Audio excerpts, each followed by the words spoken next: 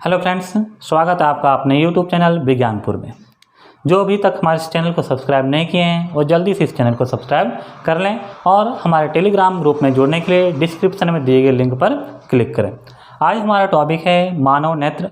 पिछले वीडियो में हमने मानव नेत्र की संरचना और उसके कार्यविधि के बारे में पढ़ा था और ये भी जाना था कि मानव नेत्र में किसी भी वस्तु का प्रतिबिंब कहाँ बनता है और कैसे बनता है।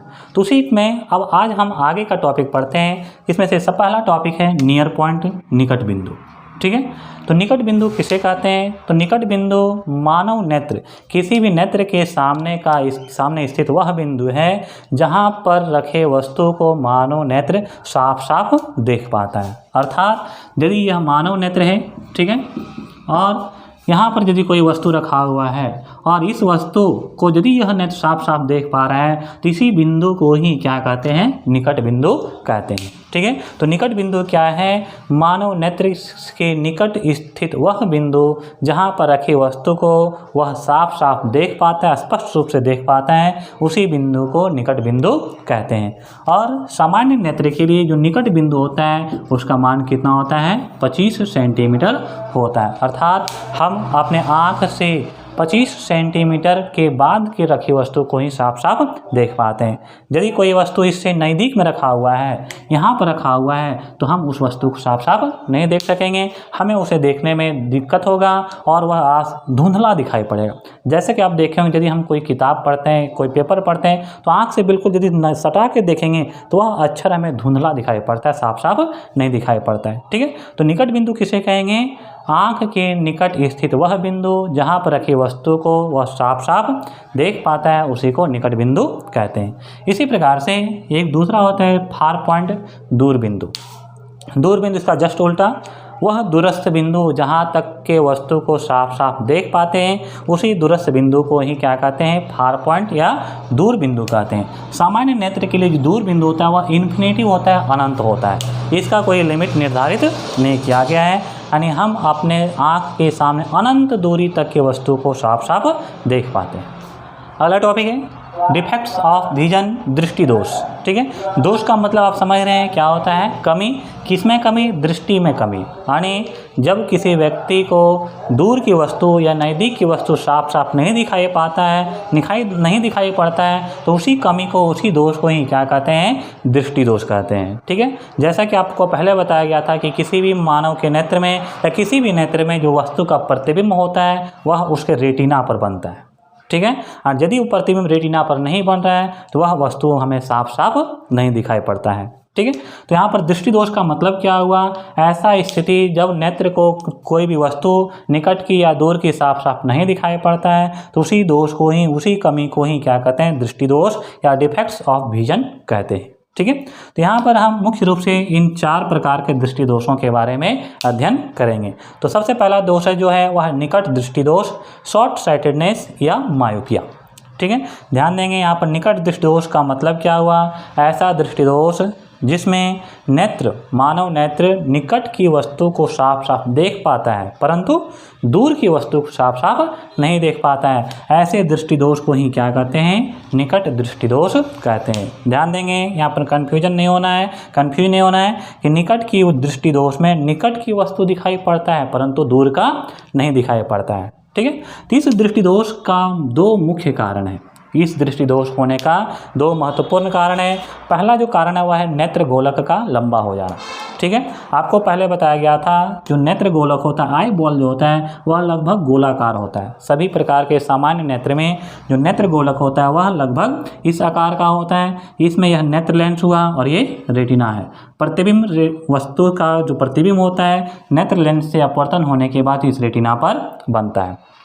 परंतु जब निकट दृष्टि दोष हो जाता है तो उस दृष्टि दोष होने का पहला कारण है नेत्र गोलक का लंबा हो जाना। इसमें होता क्या है? जब नेत्र गोलक लंबा हो जाता है तो इसके बीच का जो दूरी होता है, नेत्र लेंस और रेटिना के बीच का दूरी जो पहले कम था अब क्या हो जाता है? ये बढ़ जाता है। अब जब नेत्र लेंस और रेटिना के बीच का दूरी बढ़ जाएगा, पहले जो प्रतिबिंब रेटिना पर बन रहा था इतना दूरी पर, वही प्रतिबिंब अब रेटिना तक नहीं पहुंच पाता है। प्रकाश की किरणें अपवर्तन होने के बाद इस रेटिना तक नहीं पहुंच पाता है, रेटिना के पहले ही मिल जाता है, जिससे उस वस्तु का प्रतिबिंब रेटिना से पहले ही बन जाता है। और जब वस्तु का प्रतिबिंब रेटिना से पहले बन जाएगा, रेटिना पर नहीं बनेगा, तो वो उसी कारण से हमें वह वस्तु साफ साफ नहीं दिखाई पड़ता है। तो ध्यान देंगे यहाँ पर निकट दृष्टि दोष में जो प्रतिबिंब होता है वह रेटिना पर ना बन के रेटिना के पहले बनने लगता है। इसमें होता क्या है, नेत्र लेंस और रेटिना के बीच का दूरी बढ़ जाता है। इसका दूसरा कारण है नेत्र लेंस का मोटा हो जाना। ठीक है, नेत्र लेंस जो इस प्रकार से होता है, यह जब मोटा हो जाता है इस प्रकार से, तो क्या होता है, इसका फोकस दूरी कम हो जाता है। और फोकस दूरी कम हो जाने के कारण भी प्रतिबिंब रेटिना पर ना बन के रेटिना के पहले बनने लगता है। अब यहाँ पर आप ध्यान देंगे, यही दो मुख्य कारण हैं जिसके कारण प्रतिबिंब रेटिना पर नहीं बन पाता है, रेटिना से पहले बन जाता है। अब इस दृष्टि दोष के उपचार करने के लिए हम क्या कर सकते हैं, ना तो नेत्र लेंस का कोई उपचार कर सकते हैं और न ही रेटिना को आगे कर सकते हैं। ठीक है, हम क्या करेंगे, नेत्र लेंस के बाहर, आँख के बाहर कोई ऐसा लेंस का प्रयोग कर देंगे जो क्या करे, जो प्रतिबिंब रेटिना जो किरणें हैं अपवर्तन होने के बाद यहाँ पर मिल रहा है, इसी किरणों को यहाँ पर अपवर्तित कर दे। ऐसा करने के लिए ऐसा कौन कर सकता है, इस नेत्र के सामने, नेत्र के बाहर हम क्या करते हैं, एक अवतल लेंस का प्रयोग कर देते हैं। यह अवतल लेंस जब प्रकाश की किरणें वस्तु से होते हुए आता है तो पहले इस नेत्र लेंस से अपवर्तन होने से पहले इस अवतल लेंस से अपवर्तन होता है, उसके बाद फिर कॉर्निया से, और कॉर्निया के बाद फिर नेत्र लेंस से, और तब जा कर के प्रतिबिंब जो होता है वह रेटिना पर बनने लगता है। तो इसी कारण से आप ध्यान देंगे कि निकट दृष्टि दोष का उपचार करने के लिए, इसको संशोधित करने के लिए किस प्रकार का लेंस का उपयोग किया जाता है, अवतल लेंस का उपयोग किया जाता है। दूसरा दृष्टि दोष है फार साइटेडनेस या हाइपरमेट्रोपिया, जिसे हिंदी में क्या कहते हैं, दूर दृष्टि दोष या दीर्घ दृष्टि दोष। यह जो दृष्टि दोष है वह निकट दृष्टि दोष का जस्ट उल्टा है। निकट दृष्टि दोष में आपको बताया गया कि निकट की वस्तु साफ साफ दिखाई पड़ती है परंतु दूर का वस्तु साफ साफ नहीं दिखाई पड़ता, उसका जस्ट उल्टा होता है दीर्घ दृष्टि दोष में या दूर दृष्टि दोष में। इसमें दूर का वस्तु साफ साफ दिखाई पड़ता है परंतु निकट का साफ साफ नहीं दिखाई पड़ता है। तो ऐसा दृष्टि दोष जिसमें नेत्र को, आँख को दूर का वस्तु साफ साफ दिखाई पड़ता है परंतु निकट का नहीं दिखाई पड़ता है, वैसे दृष्टि दोष को ही दूर दृष्टि दोष या हाइपरमेट्रोपिया कहते हैं। इस दृष्टि दोष के भी दो महत्वपूर्ण कारण हैं। पहला कारण क्या है, नेत्र गोलक का छोटा हो जाना। अभी आपको बताया गया था कि निकट दृष्टि दोष में क्या होता है, नेत्र गोलक जो होता है वह लंबा हो जाता है, यहाँ पर नेत्र गोलक छोटा हो जाता है। जैसे सामान्य नेत्र के लिए ये नेत्र गोलक है, यहाँ पर वस्तु का प्रतिबिंब रेटिना पर बनता है, लेकिन जिस दृष्टि में, जिस आँख में दूर दृष्टि दोष हो जाता है उसका नेत्र गोलक पहले से छोटा हो जाता है, चपटा हो जाता है, और ऐसा हो जाने के कारण नेत्र लेंस और रेटिना के बीच का दूरी पहले की तुलना में कम हो जाता है। अब जो प्रतिबिंब रेटिना पर बन रहा था अब रेटिना के पीछे बनने लगता है। जब दूरी कम हो गया तो अपवर्तन होने के बाद अभी भी किरणें, नेत्र, रेटिना उतना ही दूरी पर मिलता है और रेटिना पहले आ जाता है, तो प्रतिबिंब रेटिना पर ना बन के रेटिना से पीछे बनने लगता है। क्वेश्चन पूछा जाता है, ध्यान दें यहाँ पर कि दूर दृष्टि दोष में जो प्रतिबिंब होता है रेटिना में कहाँ बनता है, रेटिना के आगे, रेटिना के पीछे या रेटिना पर। तो ध्यान देंगे कहाँ पर बनता है, रेटिना के पीछे बनता है। ठीक है, इसका दूसरा कारण है नेत्र लेंस का पतला हो जाना। उसमें क्या था, नेत्र लेंस मोटा हो जाता था, जबकि दीर्घ दृष्टि दोष में, हाइपरमेट्रोपिया में नेत्र लेंस पतला हो जाता है। जैसे सामान्य नेत्र लेंस ये है, जब पतला हो जाता है तो इसका फोकस दूरी बढ़ जाता है, और फोकस दूरी जैसे ही बढ़ेगा तो प्रतिबिंब रेटिना के पीछे बना रहता है। इन दोनों स्थितियों में, इसी दोनों के कारण वस्तु का प्रतिबिंब रेटिना पर ना बन के रेटिना से पीछे बनता है।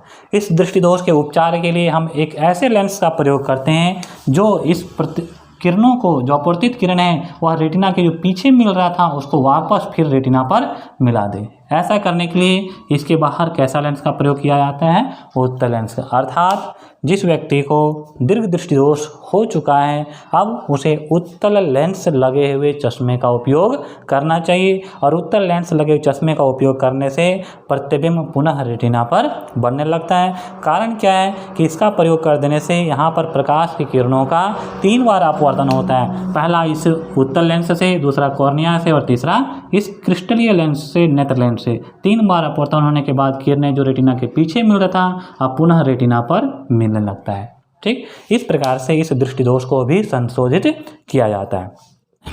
तीसरा दृष्टि दोष है जरा दूरदर्शिता।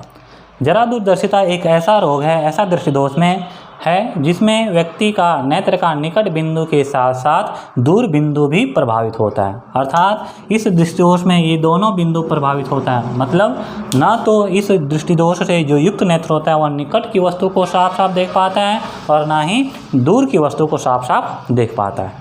ठीक है, तो ऐसा दृष्टिदोष जिसमें नेत्र का निकट बिंदु के साथ साथ दूर बिंदु भी प्रभावित होता है, वैसे दृष्टिदोष को ही क्या कहते हैं, जरा दूरदर्शिता या प्रेस बायोपिया कहते हैं।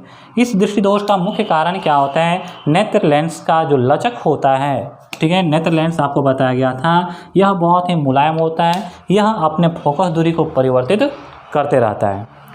इसका कारण क्या है, ये जो पछमावी पेशियाँ होता है, पछमावी पेशियाँ इसको जब खींचता है तो इसका फोकस दूरी बढ़ जाता है, जब ढीला छोड़ देता है फोकस दूरी कम हो जाता है। तो उम्र बढ़ने के साथ साथ जैसे जैसे व्यक्ति का उम्र बढ़ते जाता है, इस पछमावी पेशियों का जो लचक होता है वह कमज़ोर हो जाता है, लचक कम हो जाता है, क्रिस्टली इसका जो समंजन क्षमता होता है वह घट जाता है और इसी के कारण ना तो उस नेत्र का जो नेत्र लेंस होता है वह उस प्रतिबिंब को कभी रेटिना के पहले बना देता है तो कभी रेटिना के बाद बना देता है। ठीक है, तो इस दृष्टिदोष होने का दो मुख्य कारण है। पहला कारण क्या है, पछमावी पेशियों का जो लचक होता है, समंजन क्षमता होता है उसका कम हो जाना और नेत्र लेंस का लचक कम हो जाना। यानी इसका जो मुलायम होता है वह धीरे धीरे मुलायम नहीं रह पाता है, शिथिल पड़ जाता है, यह तुरंत अपने समंजन क्षमता का उपयोग ना कर पाते हैं, अपने फोकस दूरी को समायोजित नहीं कर पाता है। ठीक है, तो यह जरा दूरदर्शिता एक ऐसा रोग है जिसमें निकट बिंदु के साथ साथ दूर बिंदु भी प्रभावित होता है। और अभी आपको बताया गया कि इन दोनों प्रकार के दृष्टिदोष का ही यह मिश्रण है। जरा दूरदर्शिता जो है वह इन दोनों प्रकार के दृष्टिदोषों का मिश्रण है। तो इसके लिए आपको बताया कि अवतल लेंस का प्रयोग करते हैं, इसके लिए उत्तल लेंस का। तो जरा दूरदर्शिता को संशोधन करने के लिए एक ऐसे लेंस का प्रयोग किया जाता है जिसमें ये दोनों प्रकार का लेंस मिला हुआ रहता है। आप देखे होंगे जो सामान्य व्यक्ति जो चश्मा पहनते हैं यह इस प्रकार का चश्मा होता है। इसी में एक ही चश्मे में उत्तल लेंस और अवतल लेंस दोनों लगा हुआ होता है और ऐसे लेंस को बाइफोकल लेंस कहते हैं। क्या कहते हैं इसको, बाइफोकल लेंस, द्विफोकसीय लेंस कहते हैं। तो ध्यान देंगे, जरा दूरदर्शिता प्रेस बायोपिया को संशोधित करने के लिए किस प्रकार के लेंस का प्रयोग किया जाता है, बाइफोकल लेंस का प्रयोग किया जाता है। अर्थात ऐसा लेंस जिसमें उत्तल लेंस और अवतल लेंस दोनों एक ही चश्मे में लगा दिया जाता है। तो इस प्रकार से उसका निकट बिंदु और दूर बिंदु दोनों को संशोधित किया जाता है। जो चौथा हमारा दृष्टिदोष है वह कलर ब्लाइंडनेस, वर्णांधता। ठीक है, कलर ब्लाइंडनेस या वर्णांधता, यह दृष्टिदोष अब बहुत ही कम देखने को मिलता है। इस दृष्टिदोष में होता क्या है, कलर ब्लाइंडनेस, अर्थात जो भी व्यक्ति इस दृष्टिदोष से पीड़ित हो जाते हैं वह किसी भी प्रकार के कलर को नहीं पहचान पाते हैं, रंगों में वह अंतर नहीं कर पाते हैं। एक और ध्यान देंगे, यह एक आनुवांशिक रोग है। कैसा रोग है, आनुवांशिक। आनुवांशिक का मतलब क्या हुआ, यदि किसी व्यक्ति को यह रोग है कलर ब्लाइंडनेस का तो पीढ़ी दर पीढ़ी यह रोग आगे बढ़ते जाता है। ठीक है, तो इस दृष्टिदोष से पीड़ित व्यक्ति अलग अलग रंगों में अंतर नहीं कर पाते हैं, रंगों को पहचान नहीं कर पाते। तो ये था आज का हमारा वीडियो, डिफेक्ट्स ऑफ विजन, दृष्टिदोष, विभिन्न प्रकार के दृष्टिदोष के बारे में हमने पढ़ा। इससे बहुत प्रकार के महत्वपूर्ण प्रश्न परीक्षा में पूछे जाते हैं। तो इस वीडियो में इतना ही, मिलते हैं अगले वीडियो में एक नए टॉपिक के साथ। धन्यवाद।